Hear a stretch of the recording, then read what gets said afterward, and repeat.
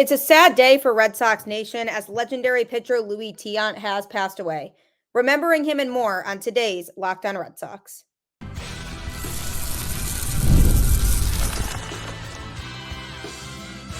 You are Locked On Red Sox, your daily Boston Red Sox podcast.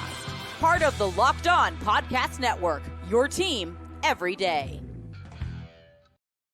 Hello and welcome to Locked On Red Sox, your daily Boston Red Sox podcast, part of the Locked On Podcast Network, your team every day.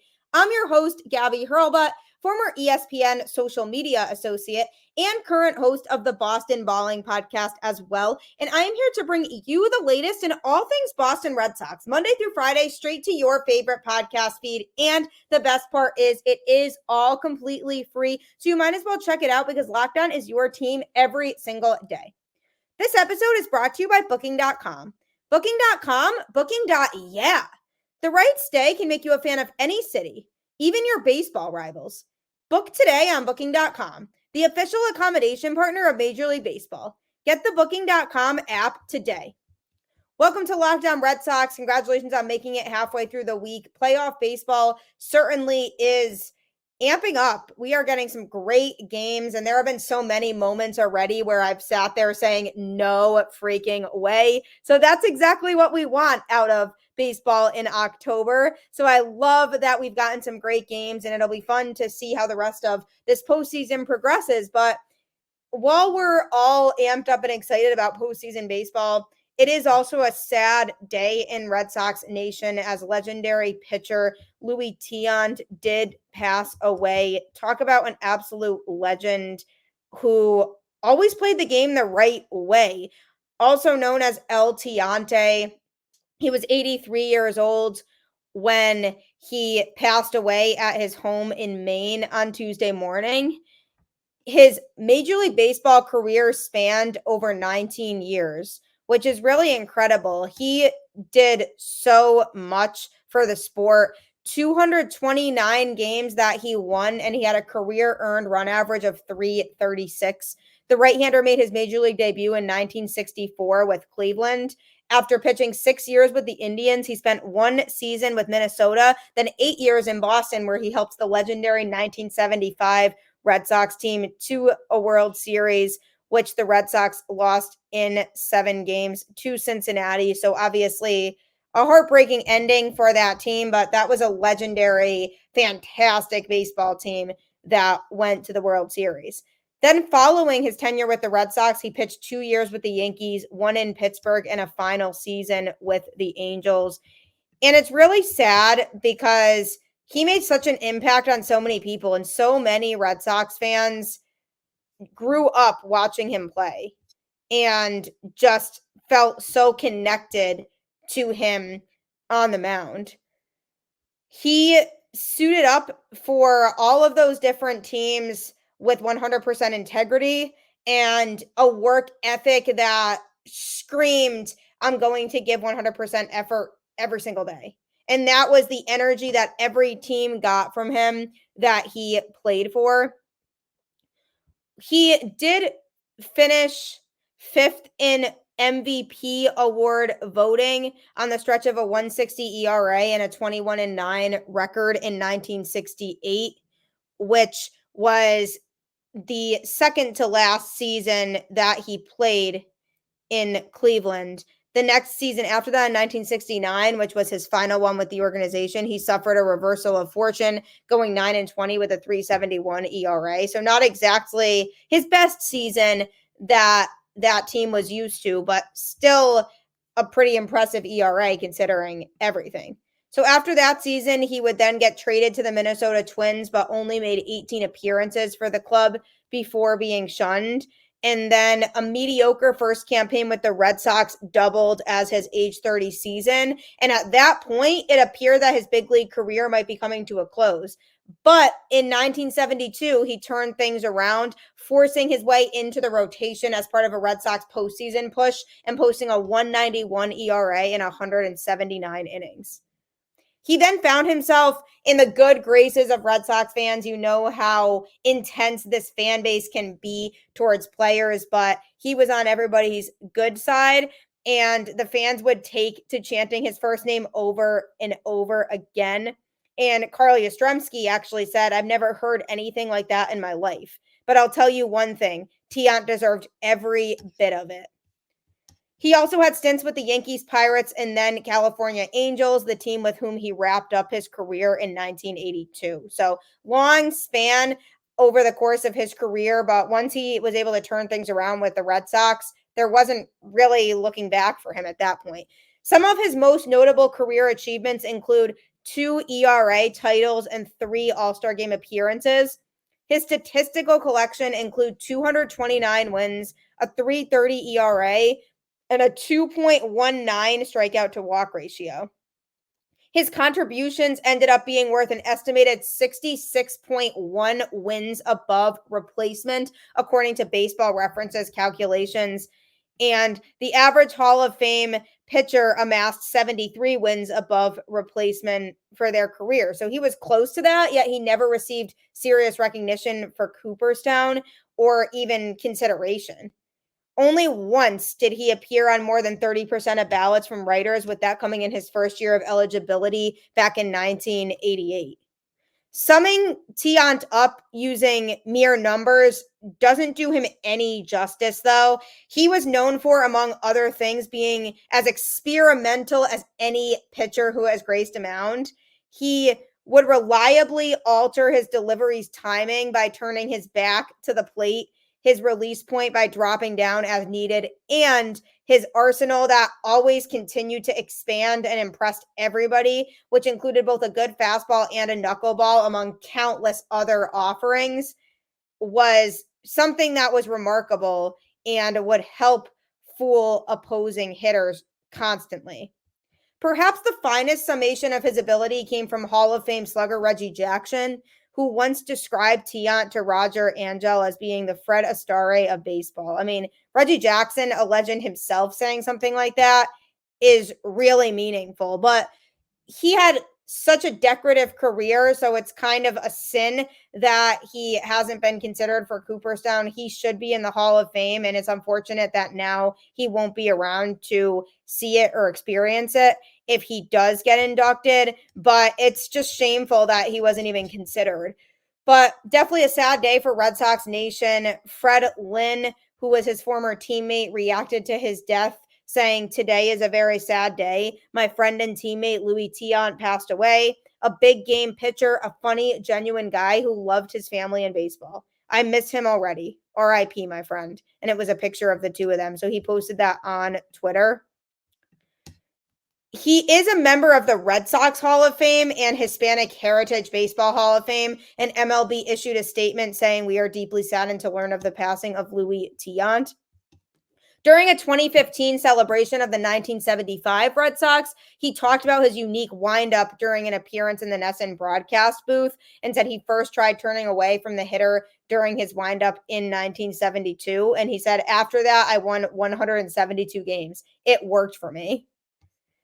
The Red Sox released statements from the team's ownership group about Tiant, who spent 31 years in the organization as a player, coach, broadcaster, and special assignment instructor, saying he had an unforgettable presence. John Henry quoted that, saying Louis had the kind of unforgettable presence that made you feel like you were part of his world. He was a pitcher with incredible talent, accomplishing so much with a style uniquely his own. But what truly set Louis apart was his zest for life, embracing every moment with an infectious spirit, even in the face of his many challenges. He channeled everything into his love for the game and the people around him. He was magnetic and had a smile that could light up Fenway Park. Louis was truly one of a kind, and all of us at the Red Sox will miss him. Red Sox chairman Tom Werner also added, "Louis embodied everything we love about this game: resilience, passion, and an undeniable sense of belonging to something greater than himself." So really powerful quotes coming from the Red Sox and the impact that he made on the organization. Though he was on the Baseball Hall of Fame ballot for 15 years, he was not selected by voters and was later considered on the Golden Era ballot, but not selected. Pitcher Tony Perez, who was also born in Cuba like Tiant, spoke about Tiant's impact on the region in an article published on the Baseball Hall of Fame website. Perez said, "When I was a boy growing up in Cuba, Luis Tiant was a national hero." In 2019, after all of his accomplishments in baseball, Tiant published a book called Son of Havana, a baseball journey from Cuba to the big leagues and back. It basically was a book that described his journey to Major League Baseball, as well as the 15 years he spent separated from his family held captive in Cuba. Tiant is survived by his wife, Maria, and the couple had 4 children in Louis Jr., Isabel, Daniel, and John Papile. It's very sad, and the impact that he made is something that truly goes unmatched.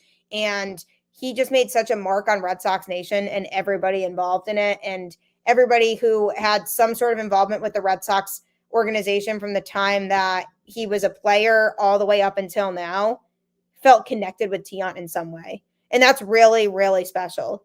So I'm sending thoughts and prayers to his family on this really sad day for Red Sox Nation. But what a life and a legend to be able to look back on constantly. Coming up, I'm going to be talking about the Boston Red Sox going into 2025 and the team that clearly needs a lot of work, but there's a player in particular who may make a little bit of sense for Boston. So I'm going to be talking about that next. Hey, NFL fans, you can start the season with a big return on FanDuel, America's #1 sportsbook. So when you get a hunch in the middle of the game, you can check out the latest stats, view live play-by-play, and so much more on the same page where you place your bets. You'll get started with $200 in bonus bets, guaranteed, when you place your first $5 bet. That's FanDuel.com. FanDuel is great because you can bet on tons of different sports and win a lot of money at once. So make sure that you invest in that today.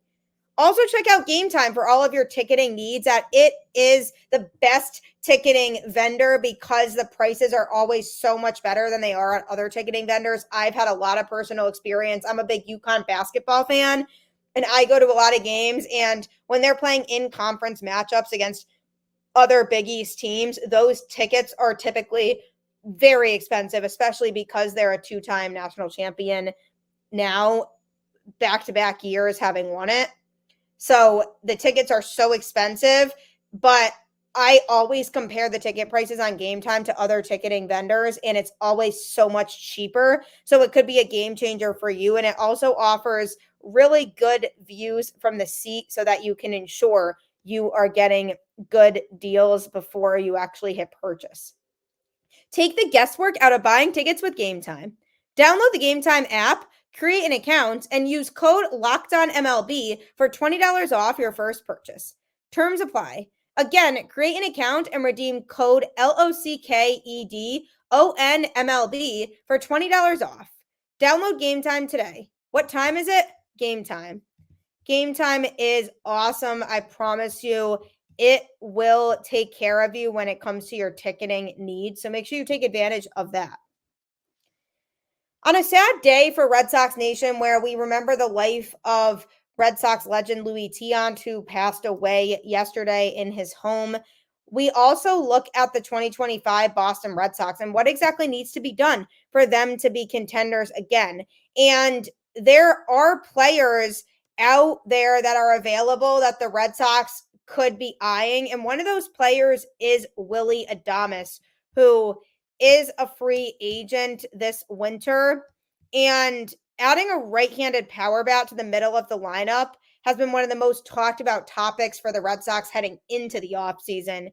And the Red Sox are in a spot where they took a positive step in 2024 in terms of some of the young players and the young core that they have on this team, but there are still plenty of holes that need to be addressed, and they have a good chance to take a big step forward in 2025 and possibly even get back to the postseason if they make the right moves. They have hinted that they are going to be more aggressive this winter with free agency approaching, and they have said that adding a right-handed hitter is near the top of their wish list. And Milwaukee Brewers slugger Willy Adames could be a fit because if Tyler O'Neill leaves, the Red Sox might go after 2 right-handed power bats because not only would they have to replace O'Neill's production, but they would also want to add somebody else too to help balance out that lineup. But if O'Neill stays, then they'll look to add one. Alex Bregman, who I've talked about before, and Teoscar Hernandez, who I've also talked about before, are players who could fit in nicely. And Willy Adames is somebody who is probably the most intriguing player on this list because he's just 29 years old and is one of the best offensive shortstops in baseball. He launched 32 home runs and drove in 112 RBIs in 2024 while slashing a 251 batting average, 331 on base percentage, and 462 slugging over 161 games played. So he had a pretty good season overall. And looking at some of his numbers from the season, he batted 246 in the first half and 258 in the second half. So he was really able to step things up a lot in the second half. And even though on paper those numbers don't look like they're that far apart, it actually is a pretty significant difference. So after the All-Star break, he was starting to hit a lot better, even though he wasn't even hitting poorly in the first half. Now, his batting average, his best month was July when he was hitting 312, struggled in June to just a 167 average, and ended the season with a 223 average. But he was able to be effective both in home games and away games. At home, he batted 247, and away, he batted 254. So that could be good for the Red Sox because if his numbers at home were drastically higher, then I would be worried about him being able to hit anywhere that's not Milwaukee, in which case then we'd be sitting here saying, well, if his bat is going to struggle other places, then what good would he do with this Boston Red Sox team? But it's a good sign that he was able to hit both at home and on the road and put up relatively even numbers in regards to both. Because some players you can see that they are either really good at home and really bad on the road or vice versa. But with him, he was effective both at home and at other stadiums. So that is always a good sign for a player that the Red Sox are looking to acquire is can they hit in other places outside of the ballpark that they just played all of their home games at. And when it comes to him and where he kind of fits into the lineup, he only had an 0.91 batting average when batting second. When batting third, he had a 234 average, batting fourth, 256, and batting fifth, 259. So his numbers increased the later on in the lineup he was. So if the Red Sox did acquire him, they should consider having him bat in the later half of the lineup because he seemed to really thrive a lot more in that position as opposed to if they went in there and throw him into the 2 hole because he didn't hit that well when he was in that spot. So it's the type of hitter who would make a lot of sense for the Red Sox in terms of providing value as a right-handed hitter that the Red Sox need more of. It just becomes a question of his position is the only thing because since he plays shortstop and they currently have Trevor Story at shortstop with Grissom looking like the most likely opening day starter at second base, where does that leave them? Because if Grissom would play second base and Story would play shortstop, and you don't really have a spot for Adames. But if they were to move Story to second base, then what would they do with Grissom? And then also, what would they do when Marcelo Meyer is ready to eventually come up to the majors and be the starting shortstop? Because Adames is projected to get $188 million this winter in free agency across 7 years. He's going to be expecting a multi-year deal, and it would be really nice to have his bat in the lineup. From a baseball standpoint, would he make the Red Sox lineup better? Absolutely. But from a logistical standpoint, does it make sense? Because if they offer him that much money and give him a multi-year deal, then when Marcelo Meyer comes up, it's going to be hard to slot him in because of the fact that Adames is kind of blocking him in terms of being the starting shortstop at that time. So that's the problem and the concern I would say that I have is does it make sense for them to commit to him longer term? And if they want him, they're going to have to be willing to do that because he's not going to come to a team that isn't willing to offer him a longer term deal. So if I'm the Boston Red Sox, I have to really think about whether that makes sense or not because if they do bring Adames into the fold, then they're going to have to do a lot more roster reshuffling. And does that mean they try to trade Story? Do they try to trade Grissom? Or what do they do? So yes, his offense would be an upgrade, but logistically, I don't see it making a whole lot of sense with where the Red Sox are at and what they're trying to do, because if Story is going to be the guy at shortstop, you can't just put Adames at second base. I mean, he doesn't play second base. He excels as a shortstop. So you can't really do that. And I think the Red Sox genuinely do want to give Vaughn Grissom a shot because, I mean, they traded Chris Sale for him, who went out and is likely going to win the National League Cy Young this year. So they obviously want to be able to show that the piece they got back in the Chris Sale trade can pan out for them and they don't look like complete idiots for trading for him in the first place, because if he ends up being a bust, then that's going to be a really tough look on the Red Sox, that they were willing to not only trade Chris Sale, but also take on paying a lot of his contract for 2024 so that he can go and win the Cy Young with another team, when they got back in return a player who hasn't been able to contribute at the level that the Red Sox are looking to have him contribute at. And so they really want to give Grissom a shot so that that narrative can change and people can start to say, okay, you know, I'm understanding and seeing the return for Chris Sale now. Like, this is why we acquired Grissom. Like, he's able to be effective at second base. I want them to be able to see all of that and prepare for that and have a guy that they are excited about come in here, be the starting second baseman, and actually be a key contributor to the lineup. And in the last couple of weeks of the season, since Grissom got called back up to the majors, he was hitting well. He got himself on a nice little hitting streak, and he was taking care of business at the plate. Generally, he was stringing together hits and was one of those guys in the Red Sox lineup that in the last couple of weeks of the season you could really rely on. And that's what they need from him moving forward. If he is going to be the guy to play second base and he is going to be the guy that is the Red Sox future at that position, he needs to showcase a little bit more of that level that we saw him at when he came back from injury and getting called up from AAA. So that's another question that's in play here, is do they want to bank on Grissom panning out next year and contributing at the level the Red Sox were hoping for when they traded for him? Or do they want a contingency plan? And the word contingency plan has been tossed around a lot when it comes to the Red Sox because they don't seem to have a lot of that. And the contingency plan could be signing Willy Adames to play shortstop and having Trevor Story go over to second base. So that could be an option that they look into considering if they don't feel like they want to take the risk with Vaughn Grissom now. But if they want Vaughn Grissom to be the starting second baseman, then it does not make sense for the Red Sox to go and acquire Adames, because then they just have Story play shortstop and then they're all set in the infield. So it'll be an experimental thing. It's something they have to figure out in terms of, does it make sense for us to have this guy here when we have other options of players that we can use at various positions, and only they can decide that. But from a baseball fit standpoint, I think he would make a lot of sense. So we'll have to see what happens there. But coming up, I'm going to be talking about something that could be unfortunate about the Red Sox offseason as they look to hopefully make some aggressive moves. This episode of Locked On Red Sox is brought to you by Booking.com. Booking.com, Booking.yeah. The right stay can make you a fan of any city, even your baseball rivals.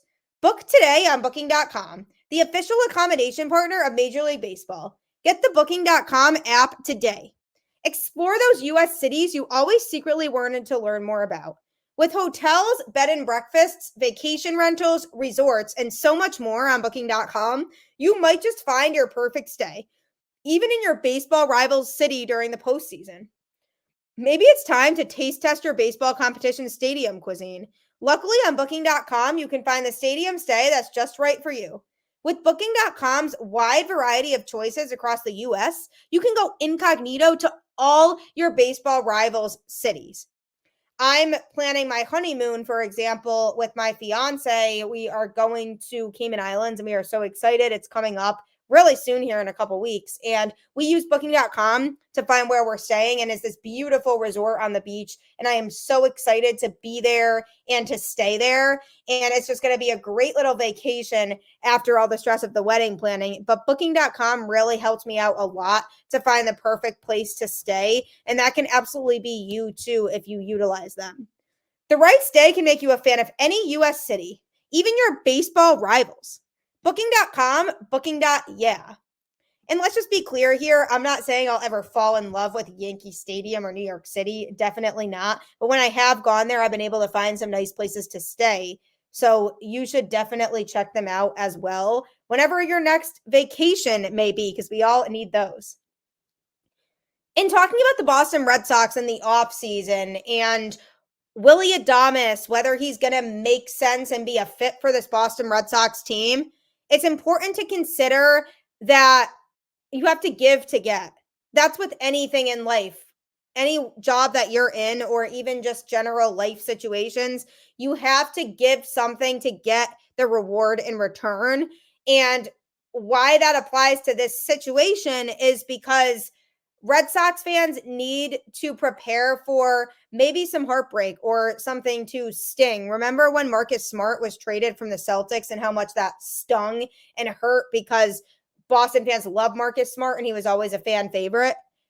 It's going to be, I have a feeling, something similar with this Red Sox team going into the offseason. Craig Breslow has already stated that nothing's off the table when it comes to players that they would trade. It doesn't seem like anybody's completely unmovable. And with that means that we might see some players on this current Red Sox roster not be in a Red Sox uniform next year. And that's upsetting to think about if you have some of your favorite players. And I don't think he should be traded. I have made this so clear that it would be a bad decision to do that. But Jarren Duran, for example, who plays in a position that the Red Sox have a lot of talent in right now, if they are going to try to get top-notch starting pitching, I could see him being somebody who comes up in trade conversations because of how talented of a player he is. Again, I don't think it's worth giving him up just because of how much he can actually do and how many different skills he brings to the table. But he would be a really highly desirable player this offseason by other teams because of how much he can actually do. And if there are teams looking for a versatile player like him, I'm sure they'd be willing to give up some really talented pitching for him. So that's somebody who the Red Sox could consider. And again, I would be really devastated if they trade him. I don't think it makes sense. I think he just brings a lot more to this team than is worth letting go of. But I do think that there is a chance that they explore trade options for him. And if they do, that could really hurt Red Sox fans because he has become a fan favorite in terms of his play on the field and what he has brought to the field on a day-to-day basis.